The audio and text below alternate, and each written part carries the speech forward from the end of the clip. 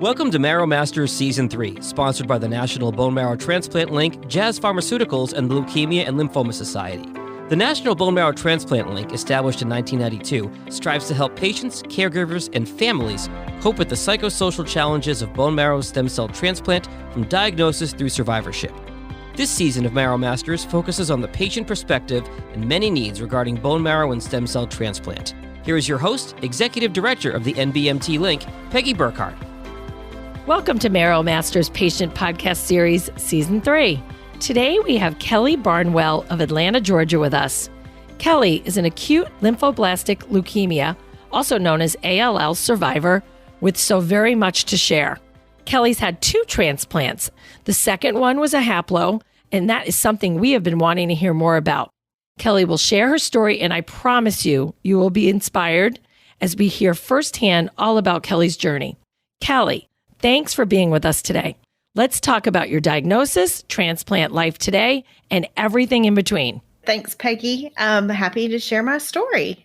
So what I'm going to do to kind of give you a background is we're going to back up to the summer of 2017, and that's when this journey began. My name is Kelly Barnwell. I'm a registered nurse, and at the time, summer of 2017, and prior to that, I was working in the emergency room at a level 1 trauma center in Atlanta. At the time, I was 45 years old. I had been married for 23 years and the mother of 2 children. One was in high school at the time. He was 16 years old then. And the other one was in college at the University of Georgia, and she was 22 years old. So my children were older. I had never been sick. I didn't have any medical problems. I never even had the flu. But during that summer, I just started not feeling well. I had extreme fatigue, just generally didn't feel well at all, which wasn't like me at all, but maybe kind of attributed it to getting older. I'm not sure. I was calling into sick to work because I was so tired, and that was just something that I never did. And my lymph nodes in the back of my neck were swollen, and they just kept getting bigger and bigger. And I assumed maybe I had some sort of infection, like something going on, like strep throat or something that would just resolve eventually, and it didn't.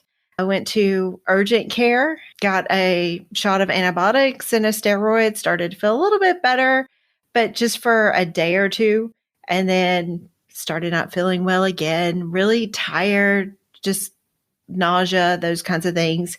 Woke up one morning to take my son to school, and I started to talk to him and realized my tongue was swollen, which was concerning. So I took him to school and then drove myself to the local ER, and they were very suspicious of the swollen lymph nodes, and were maybe even thinking lymphoma because of the swollen lymph nodes. The strange thing in the ERs do CAT scans. They don't do emergent MRIs, but their CAT scan machine was down that day.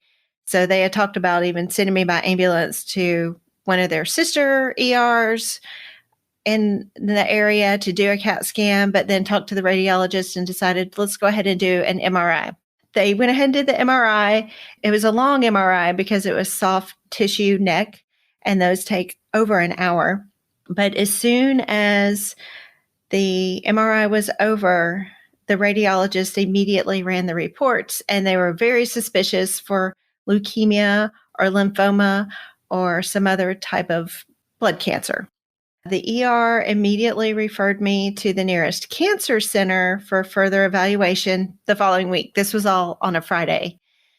So that afternoon, my husband, he's sitting there with me. He came home from work when I went to the ER, and the cancer center called him. Of course, that was very disturbing to him that immediately a cancer center is calling, and they scheduled an appointment for the following week. And the oncologist that saw me thought, well, this probably isn't a cancer situation. You're fairly young and healthy otherwise. Maybe this is just some sort of terrible infection, but because we kind of been back and forth with insurance and trying to get a PET scan, that he figured, let's go ahead and do the biopsy just to be sure. We're just going to rule out lymphoma or leukemia or whatever. That's probably not what it is. And he sent us to an ENT doctor across the street to do the biopsy. And I got to the ENT, and he kind of felt the same as the oncologist, that this wouldn't be a cancer diagnosis. It was probably just some nasty infection, and tried to talk to me and my husband about waiting to have the biopsy. And my husband was like, nope, no way.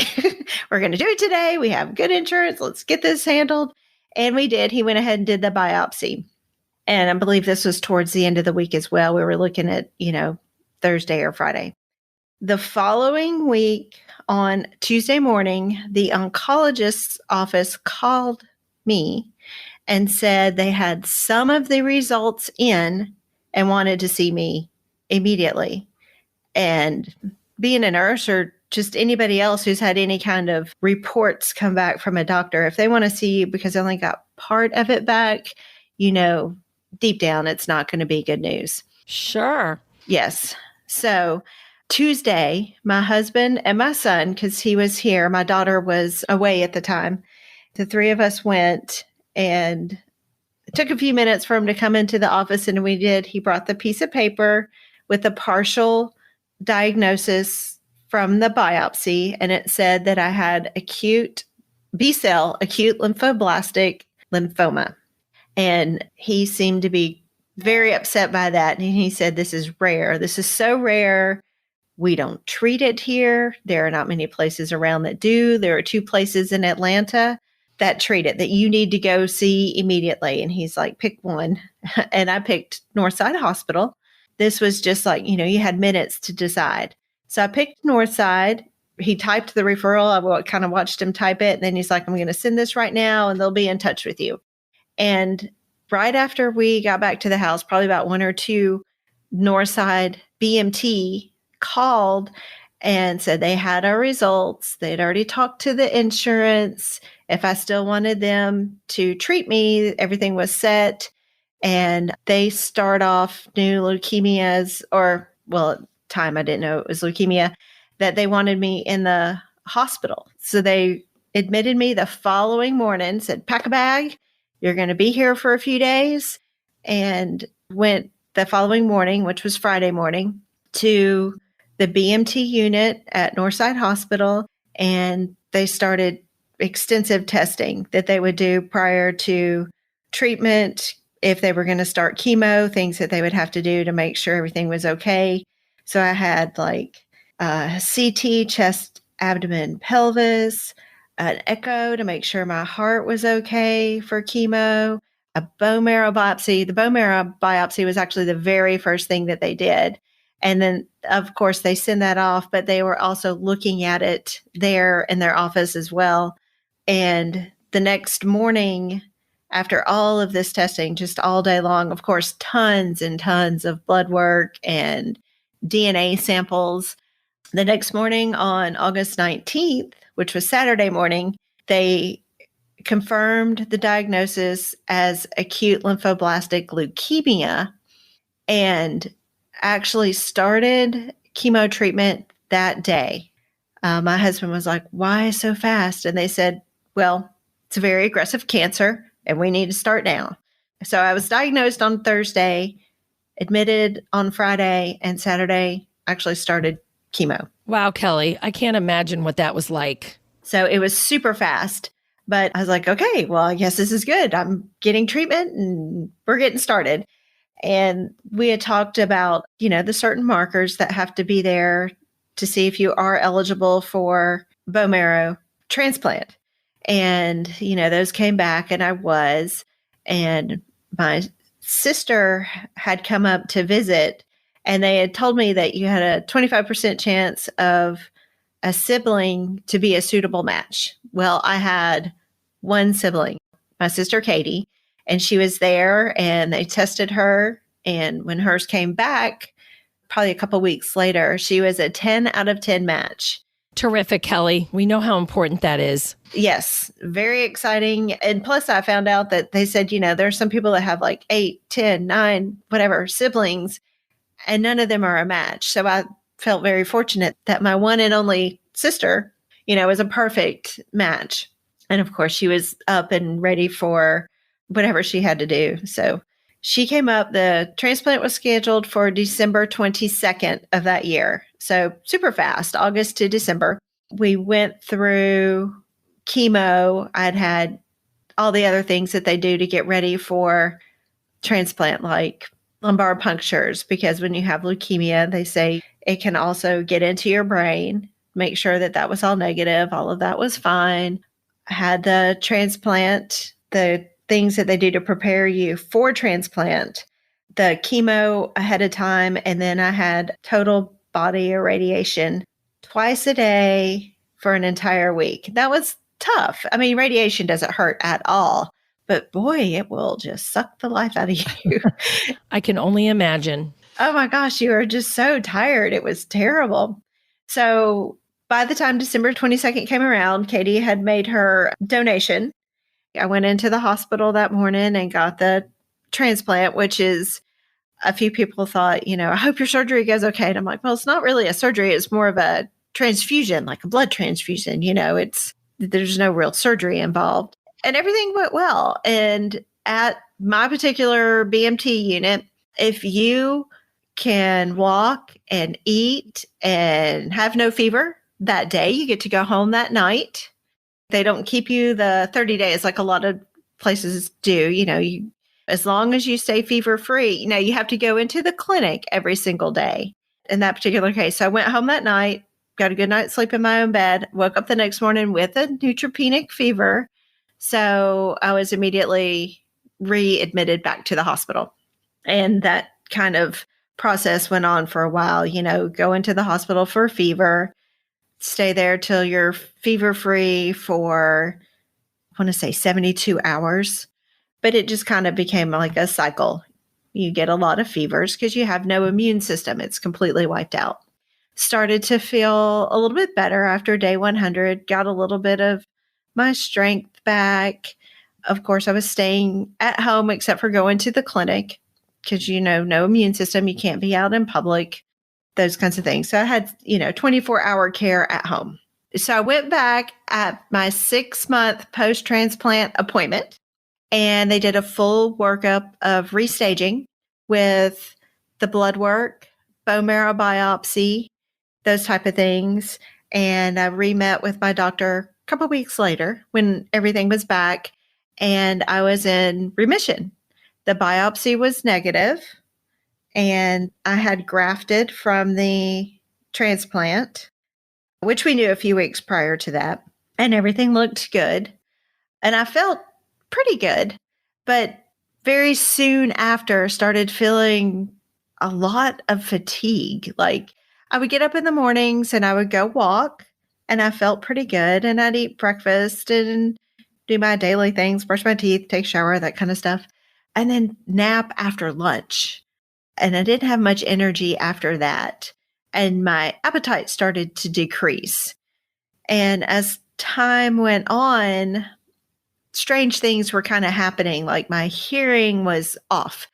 Like my mom would talk to me and her voice sounded so strange. And I thought it was funny. And I'm like, something's wrong with your voice. Not something was wrong with her voice. It was my hearing. But I was so tired and just not thinking straight. And it wasn't connecting like it should have. I was sweating a lot. Like night sweats were back. But I thought I had just hot flashes or something like that. Because of my age, I don't know what I was thinking. I wasn't thinking properly. Yeah, when things start happening like that, I'm like, I should know better because I'm a nurse, but I wasn't recognizing what was going on. And it continued to get worse. And, moving on into like October, it just kept getting worse. And I would get out of the bathtub and I'd go straight to sleep. And my husband, was taking care of me. He's like, he would get upset. He's like, something is wrong with you. And I'm like, I don't know. I'm just tired. We're going to the doctor tomorrow. It's my normal follow-up appointment scheduled and we'll ask tomorrow. So got up the next day, got dressed. This is October 25th. So 10 months post-transplant.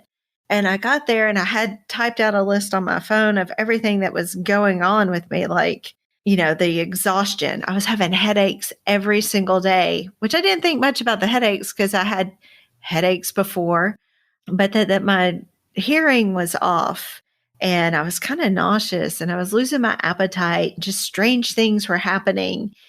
And she just obviously was very concerned. She's like, let's scan your head. Let's send you downstairs. So they called ahead, sent me downstairs, and I had a CT scan of my brain. When the CT was over, the radiologist who was doing it said, why don't you just stay laying down for a minute? I'm like, oh, that'd be fantastic because I'm too tired to stand up. But in my mind, I knew that was bad news. So, I had been around enough CTs to know if we're going to tell you to stay there for a minute, there's a problem. Anyway, I would probably lay there for about 15 more minutes and I got up. They were going to send me back upstairs. They're like, okay, the radiologist has looked at it. They've talked to your doctors upstairs. You can go back up. So my husband was there. I was just so tired. I couldn't even stand up. And I hit the wall with my shoulder, almost like I was drunk or something. And I just couldn't stand up. And he grabbed my shirt and held me from the back, kind of helped me walk. Okay. Walked upstairs. So my gait was off. I couldn't walk a straight line, almost like I was drunk, which I wasn't, obviously. And we got upstairs and he told me that when I was talking to my mid-level, that I was slurring my words, which I didn't even hear. I didn't even realize that was happening. So when I got up there, I was greeted by both the physician and my mid-level. They were waiting for me. They're like, come on in here and lay down. I'm like, okay, laying down sounds good. So the CT revealed that I had a lot of swelling in my brain, and they believed I had a collection of leukemia cells in my brain. So it had come back and I had relapsed. I was 5 days away from being able to go back out in public, and I was just counting down the time. I'm like, I'm going to go out. I'm going to go to the grocery store. Oh. In this time, I had not done anything. You can't go be in public. You can't be around people. There are so many things you can't do. But no, I had relapsed. So they admitted me to the hospital. I was supposed to go to neuro ICU. Actually, a neurosurgeon came in to meet me still. This is in the BMT clinic. And he said that they were ready to do surgery that night if needed. And I was like, what? That's just not what I planned on hearing that morning. I was just planning on somebody telling me how being tired is just part of the process. No, that was not the situation. You were so close too. I was 5 days away. I kept saying 5 days away.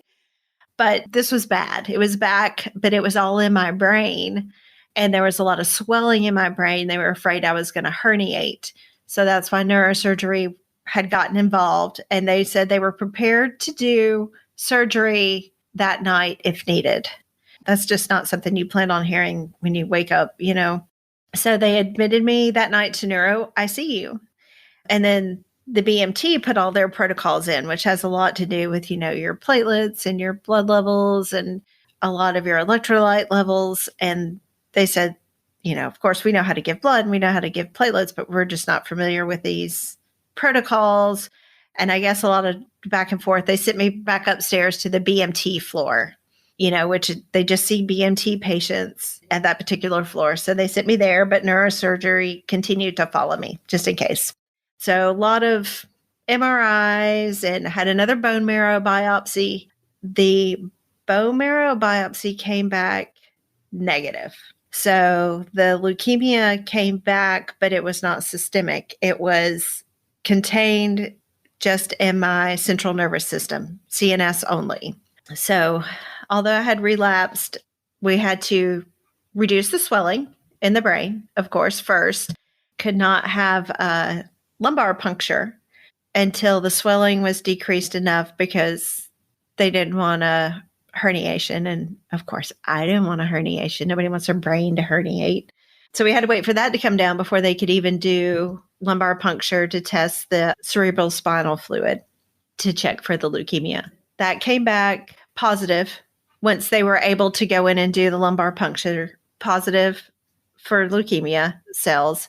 And I started getting intrathecal chemo, which is chemo directly into your spine just to stay in that space because chemo typically does not cross the blood-brain barrier. Yep. So because of that, I was getting chemo intrathecal. So they would do the lumbar puncture, pull out the cerebral spinal fluid to test it, but then push in chemo to start treating the leukemia cells.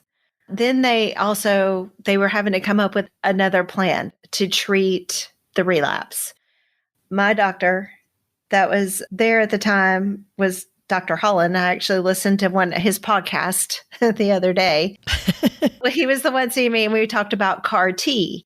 And he stayed up, he said, till 1:00 in the morning trying to find a trial to get me in at the time. That does not surprise me. Dr. Holland is an incredible man.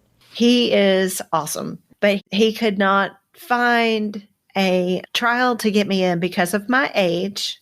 I was 46 at the time. And with it being only CNS and not systemic, those two things pushed me out of any trial. So all this time where everybody is like, you're young and healthy, you're going to do well. All of a sudden now he was like, you're too old and you're too sick, for CAR T. So once they got the swelling in the brain down, and that was extensive steroid treatment, got the swelling down and they got aggressive with the intrathecal chemotherapy and then used 2 chemo drugs IV that had the best chance to pass through the blood-brain barrier. So I was getting chemo those 2 ways.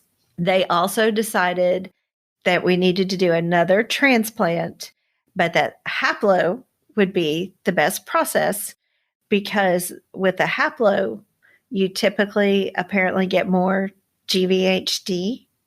And the thought process is the more GVHD you get, the less of a chance you have for a relapse. So I was like, okay, let's do that. And they went out to the registry to look for a match, but also tested both of my parents and both of my children. My mom came back as a match. A half match. I kept calling it a half match. So she came back as the best haplo donor for me. And we went along with that. And that was scheduled for March 1st of 2019. So I had a lot of chemo. And on March 1st of 2019, my mom was now my donor for my haplo. And they explained to me that the haplotransplant was going to be a little bit different as far as my reactions.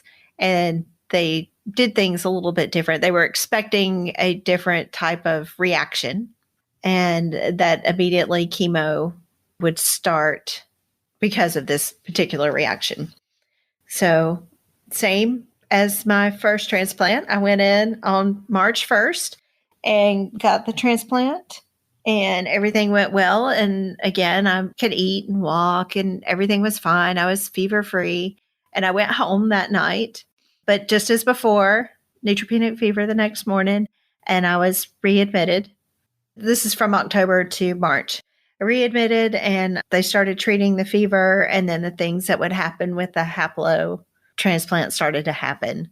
And I just didn't feel as well with that one as I did with the first one. The preparation was not as intense as the first transplant because they told me that, your body just can't take that much radiation and that type of chemo again. So it was, there's still chemo, but I just had one radiation appointment. It was like an hour instead of, the 4 days, twice a day. So it was super simple, but back in the hospital, started blood transfusions, platelet transfusions, the same kind of thing. But like I said, I just didn't feel as well, felt a little more sick, a little more fatigued, and the things that go along with that. Wow, Kelly. Yes. So it's a transplant. It's kind of tough on your body, but that's expected. So that's okay. And then in late April, I developed GVHD of the skin, and I had a pretty bad reaction. It didn't hurt. It itched, but you could actually see the rash. So they started me on steroids. I was on IV steroids for several weeks, and then we switched to oral steroids. and started to feel a little bit better, like in early May. I was still on steroid treatment, but then I still required, a lot of care from my family. I wasn't self-sufficient. I could walk around and, all that kind of stuff. And I wasn't in the hospital. I got to be at home. And then around mid-May, I started not feeling well again. I'd contracted a virus called human parainfluenza 3, and that turned into pneumonia. And I also had a serious sinus infection that they were diagnosing with CAT scans. And that was concerning because with your immune system being so low, they were afraid, if it got into the bone, it would create a fungal infection, which of course would be bad. So they kept a good eye on that. I was admitted for the pneumonia and the parainfluenza. I also had developed GVHD of the GI tract, which was unpleasant. I can imagine. Very unpleasant. They had given me a EGD, which is where they put a scope down your throat, and also a colonoscopy. So, just checking everything from both sides, doing biopsies and checking to make sure everything was okay. And this was all in the hospital. I also developed bacteremia, which is bacteria in your blood. I was pretty sick. I had a lot going on. I felt terrible. I was in the hospital for a while they treated all that, heavy antibiotics, antivirals for the human parainfluenza and the pneumonia.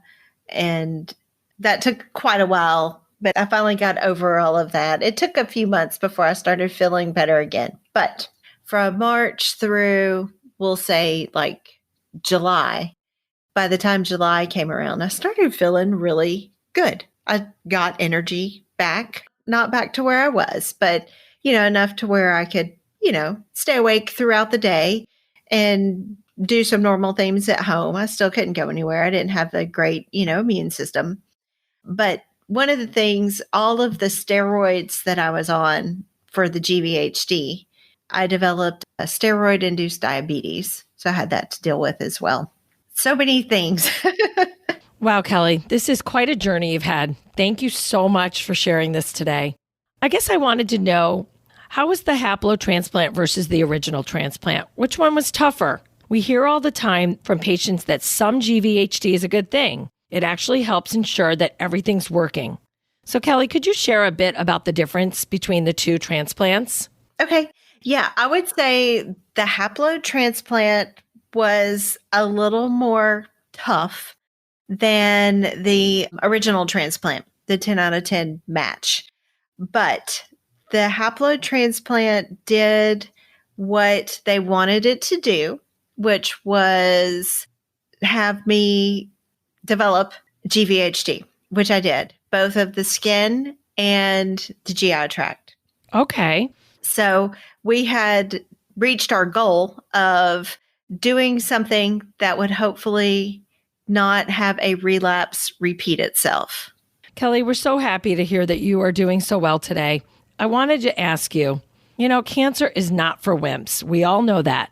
And in hearing your story, everything you've been through, how does it work for you during a pandemic? I feel like the rest of us are complaining and moaning and groaning. Do you have any pearls of wisdom for everyone as we all try to deal with this? I do, actually, because when you have transplants or you have, a blood cancer, your immune system is destroyed. So as part of that normal process, you can't be in public. You can't go to the grocery store. You can't go to church. You can't go anywhere that there's going to be a crowd where you can contract anything, the flu or a cold or a sore throat or anything like that. That's just, going to be bad. So you have to stay in anyway. So I was kind of on quarantine for 2.5 years. Sure. I was allowed off 2 weeks before the pandemic began. And I got to go eat out twice. And then everybody's like, oh, this is so bad. We've been at home for 2 or 3 weeks. I'm like, look, I did it for 917 days. You got this. But who's counting, right? Exactly. So for me, it really was no different. It was just, that's the way it was. I just had, everybody was home with me for a change instead of me being home alone. Welcome to your world. Exactly. So for me, personally, there was no big difference. I was already accustomed to be at home and to not be around other people, just staying at home. And then they're like, the medically fragile stay at home. So, of course, my family is like, you're not going anywhere.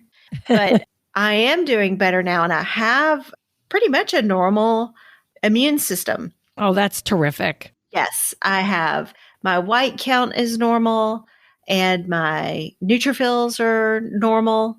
So those kinds of things are returning to normal. So I can go out to eat. And the way you go out to eat now, anyway, as places in Georgia start to open up, I've been able to go to a restaurant and everybody's so spread out. It's not, Yeah, I never thought of it that way. It's actually optimum for you. It really is. And it was fun to go out to eat because I couldn't do that forever.